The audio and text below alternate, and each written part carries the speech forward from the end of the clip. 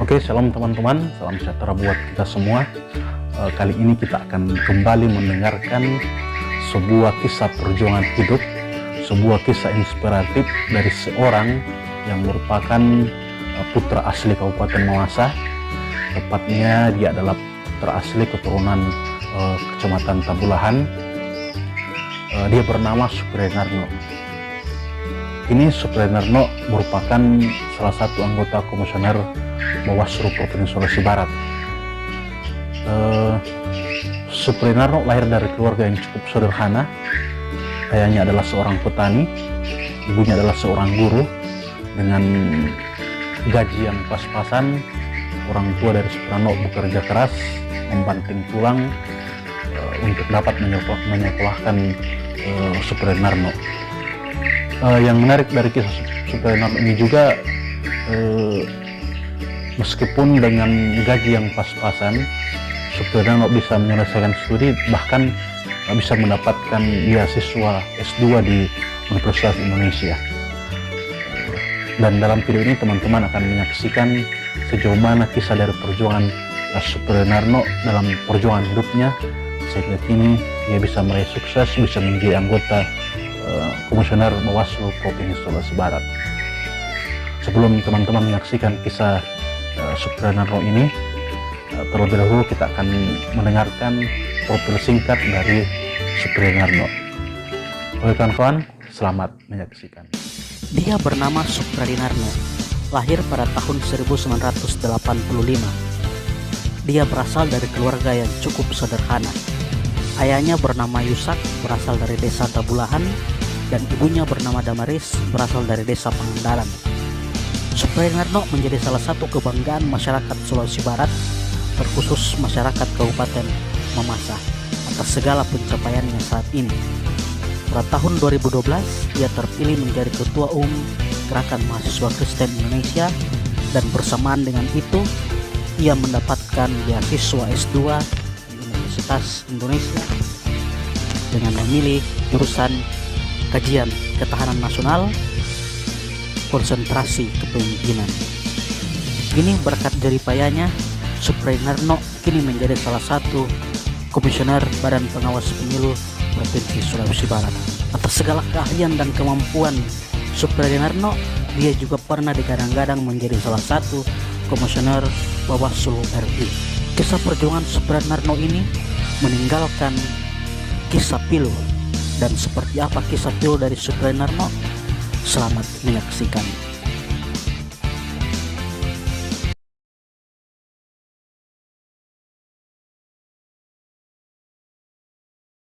Saya lahir dari keluarga sederhana. Ibu saya seorang guru, bapak saya petani yang sangat setia mendampingi seorang guru yang kapan saja bisa dipindah dari satu tempat ke tempat yang lain. Dan seingat saya, ibu saya dipindah tugaskan di setidaknya 5 sekolah selama yang bersangkutan menunaikan tugas sebagai guru, sebagai aparatur sipil negara. Bagaimana? Waktu saya SD, ibu saya bertugas waktu saya SD bertepatan dengan ibu saya bertugas di SD Impres Tomo 3, itu tepatnya di Kecamatan Kaluku pada waktu itu, Kabupaten Mamuju, Provinsi Sulawesi Selatan, yang sekarang sudah menjadi Provinsi Sulawesi Barat. Saya menempuh pendidikan sekolah dasar dari tahun 1992 sampai 1997. Di sana saya banyak teman bermain masa kecil saya itu sangat plural, karena kami hidup di daerah transmigrasi di Tomo 3. Di sana ada transmigran dari Bali, ada transmigran dari Lombok, Nusa Tenggara Barat, ada transmigran dari seluruh wilayah Pulau Jawa. Jadi sangat lengkap, ada orang Jawa Timur, orang Banyuwangi, ada orang Jawa Tengah yang saya ingat sekali dari Sleman, kemudian ada juga orang dari Jawa Barat, orang-orang Sunda. Pergaulan yang pergaulan di masa SD dengan berbagai macam latar belakang itu. Ada juga transmigran lokal dari Bugis, kemudian dari Toraja. Pergaulan dengan masa kecil dengan banyak suku bangsa di Tomo itu membentuk pribadi saya untuk terbuka dan sangat mudah bergaul dengan siapa saja. Dan saya kira masa-masa SD itu banyak mempengaruhi karakter dan pribadi saya untuk selanjutnya menempuh pendidikan yang lebih tinggi. Saya menempuh pendidikan sekolah menengah pertama di SMP Negeri 3 Kalukko yang sekarang ada di Desa Tomo 2. Kemudian melanjutkan sekolah menengah atas di Makassar, di sekolah menengah atas Frater Kumala. Nah, sejak SMA itu, atau bahkan sejak SMP saya sudah hidup menumpang di rumah orang. Jadi modal kita itu kerja maksudnya pulang sekolah kerja di rumah tuan rumah, kemudian paginya kita sekolah. Nah itu yang saya lakukan selama saya menempuh pendidikan di sekolah menengah pertama dan sekolah menengah atas di Makassar. Meskipun pada tahun terakhir ketika saya kelas 3 di SMA Frater Makassar, saya tidak lagi menumpang di rumah orang, tetapi saya tinggal di rumah kos sendiri. Kemudian setelah menamatkan SMA di SMA Frater, saya melanjutkan studi di Universitas Negeri Manado, jurusan Pendidikan Matematika. Nah, ini agak lama, saya kuliah, biasanya kalau normal itu 4 tahun kuliah. Nah, saya menempuh pendidikan S1 itu selama kurang lebih 5 tahun. Bahkan hampir 6 tahun, dari tahun 2003 sampai tahun 2009.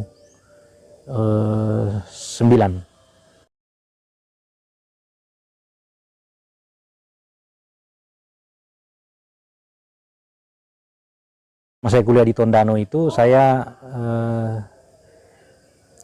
selama saya kuliah di Universitas Negeri Manado di Tondano, Sulawesi Utara, disitulah saya mulai mengenal lebih jauh situasi kehidupan sosial yang lebih kompleks, apalagi kehidupan sebagai mahasiswa. Dan saya aktif dalam organisasi kemahasiswaan. Saya pernah menjadi awal mulanya sebenarnya di kerukunan kedaerahan. Saya diminta oleh teman-teman untuk menjadi ketua persekutuan mahasiswa Mamasa di Sulawesi Utara. Pertama saya kuliah, saya mengikuti masa perkenalan di Gerakan Mahasiswa Kristen Indonesia atau GMKI cabang Tondano. Saya tertarik menjadi aktivis GMKI pada waktu itu karena kebetulan di kampus senior-senior yang membimbing atau membina kami sebagai mahasiswa baru itu rata-rata aktif di Gerakan Mahasiswa Kristen Indonesia atau GMKI. Di sana saya belajar banyak sekali tentang pergaulan, kehidupan sosial, kemudian bagaimana mahasiswa memelihara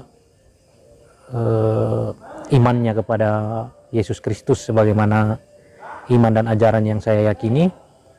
Dan pada saat yang sama bagaimana mahasiswa peka terhadap kehidupan sosial yang ada di lingkungannya.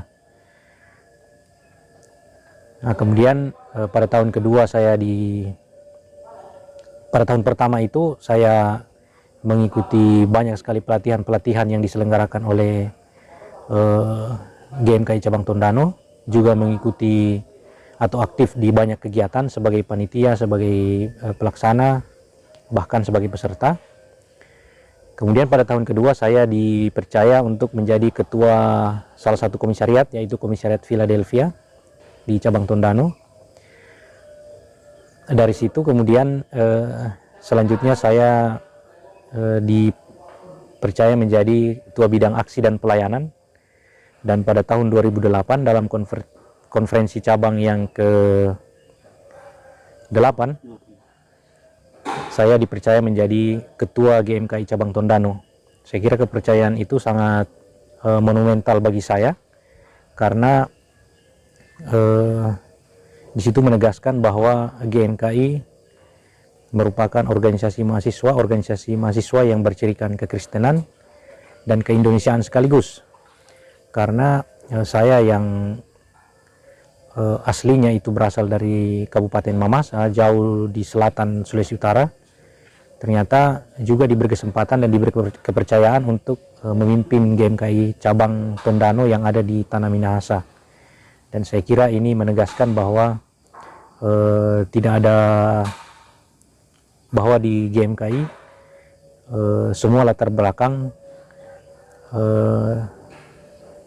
diterima untuk belajar dan berbakti di struktur kepengurusan.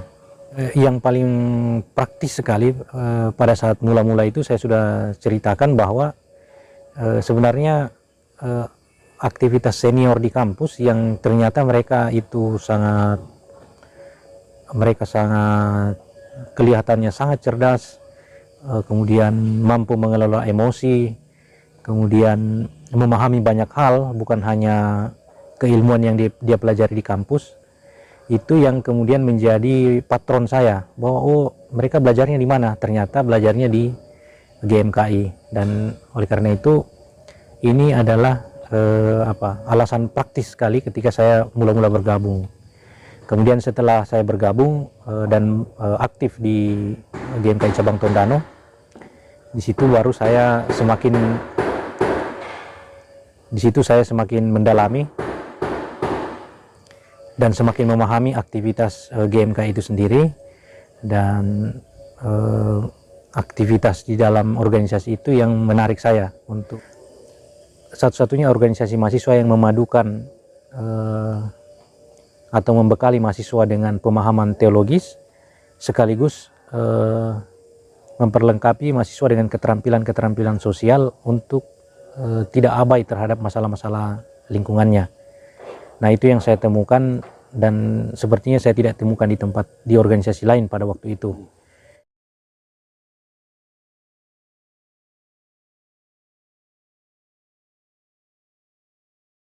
Masa kuliah saya adalah masa yang paling susah.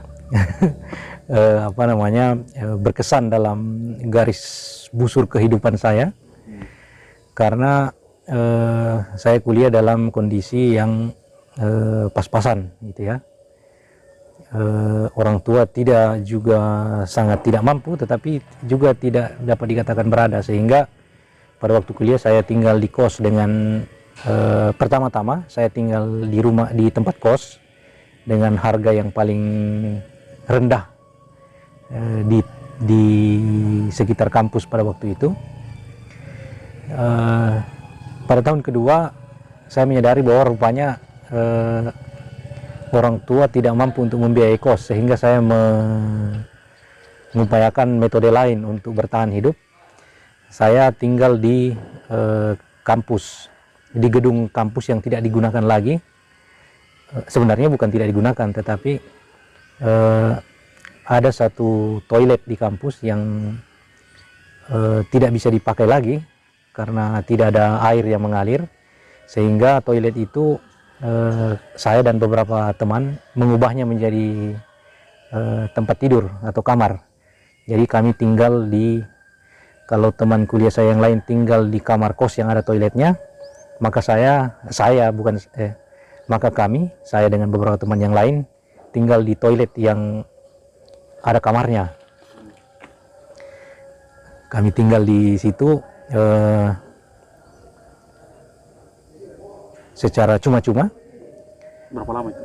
Selama kurang lebih saya tinggal di gedung kampus itu selama 3 tahun. Jadi tugas kami setiap pagi adalah membersihkan seluruh ruang kelas yang akan digunakan kuliah, memastikan toilet bersih. Nah, kompensasinya kami bisa tinggal secara gratis di toilet yang tidak digunakan tadi. Juga pada saat saya menjadi ketua GMKI cabang Tondano, saya akhirnya tinggal di sekretariat GMKI. Jadi di situ juga tinggalnya gratis, kita hanya mengumpulkan uang untuk biaya operasional sekretariat. Ini jauh lebih murah dibandingkan kalau saya harus tinggal di rumah kos.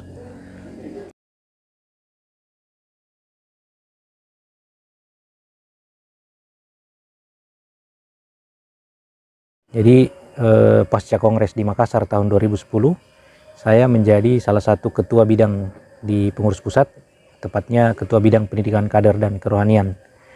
Nah, dari situ dengan demikian saya harus pindah tempat dari Sulawesi Utara. Saya harus stay atau tinggal di Jakarta untuk aktif sebagai pengurus pusat GMKI. Di pengurus pusat GMKI itu saya kira cita-cita saya untuk ke Jakarta sudah terpenuhi, dan saya kira itu sudah, menurut saya pada waktu itu sudah cukup. Di pengurus pusat saya kemudian berkenalan dengan banyak orang, kemudian mengunjungi banyak tempat, sampai akhirnya pada tahun kedua saya saya mendaftar di Universitas Indonesia pasca sarjana, dan saya diterima di jurusan kajian ketahanan nasional, konsentrasi kepemimpinan. Program itu adalah kerjasama Kementerian Pemuda dan Olahraga dengan Universitas Indonesia. Dengan demikian seluruh biaya studinya ditanggung oleh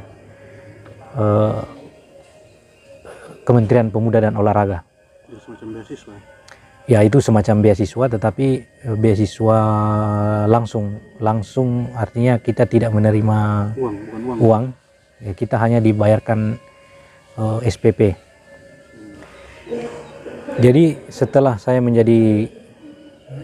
dipercaya menjadi ketua bidang, saya banyak melakukan aktivitas organisasi di bidang pendidikan kader dan kerohanian, sehingga pada Kongres Manado pada tahun 2012 saya didorong oleh teman-teman dari cabang-cabang untuk menjadi kandidat ketua umum pengurus pusat.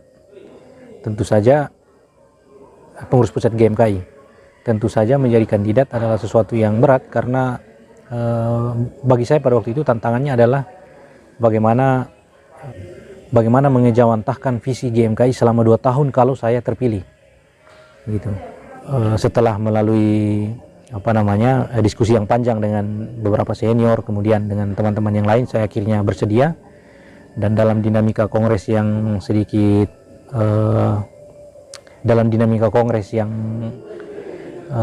saya kira sering kita temui dalam kongres-kongres, saya akhirnya terpilih menjadi ketua umum pengurus pusat masa bakti 2012-2014. Setelah mendapat dukungan dari mayoritas cabang-cabang yang ada di Indonesia. Dengan demikian sejak 2012 saya masih harus ada di Jakarta menyelesaikan periode sampai tahun 2014 dengan berbagai macam aktivitas yang saya kira aktivitas menjadi ketua umum itulah yang paling banyak berkontribusi terhadap mental, karakter, dan pergaulan saya sehari-hari hingga pada saat ini.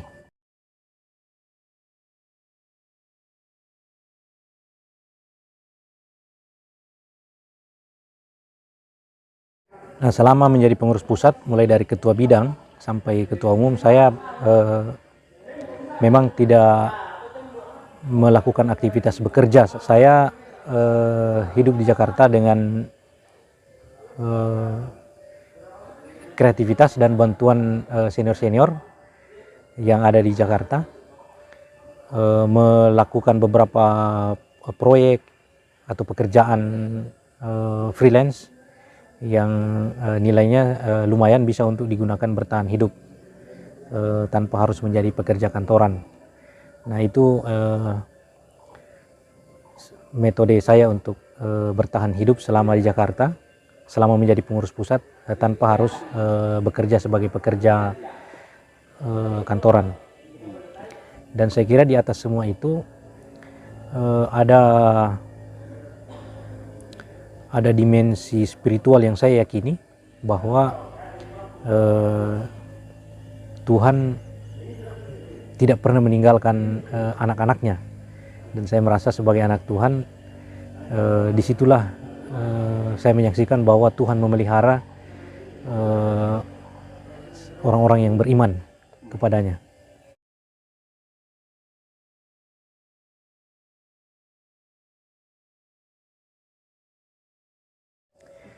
Ya sebenarnya ini hanya bentuk pengabdian terhadap bangsa dan negara sebenarnya dari yang bisa saya lakukan dengan kompetensi dan keahlian yang saya punya. Dan kebetulan kesempatan untuk mengabdi itu ada di Bawaslu, maka saya mendaftar dengan berbagai macam prosedur yang rumit, dengan berbagai macam tes seleksi yang menurut saya cukup berat. Tapi akhirnya sekali lagi dengan mengandalkan Yesus Kristus sebagai kepala gerakan, maka saya bisa melalui semua proses seleksi itu dan dinyatakan lulus sebagai salah satu anggota Bawaslu Provinsi Sulawesi Barat. Saya meyakini bahwa lulusnya atau diterimanya saya menjadi anggota Bawaslu Provinsi Sulawesi Barat itu lebih banyak dikontribusikan oleh hasil pergaulan, hasil pertemanan saya selama berada di Jakarta menjadi pengurus pusat GMKI. Tidak ada strategi khusus dan spesial untuk menjadi anggota Bawaslu kecuali mengikuti tes dan seleksi dengan sebaik-baiknya.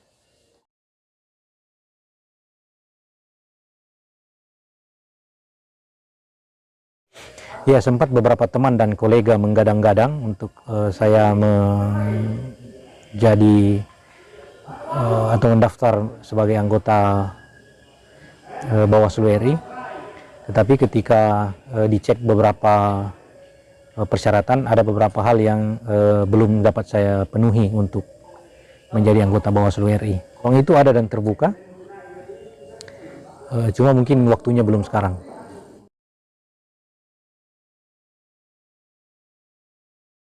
Pesan saya untuk teman-teman, terutama generasi muda, setialah dalam perkara-perkara kecil, maka kepadamu akan diberikan perkara-perkara yang besar. Jadi kalau kita setia dengan hal-hal kecil, melakukan hal-hal kecil dengan baik, penuh tanggung jawab, maka kepada kita akan dipercayakan hal-hal yang lebih besar dan bisa bermanfaat untuk lebih banyak orang.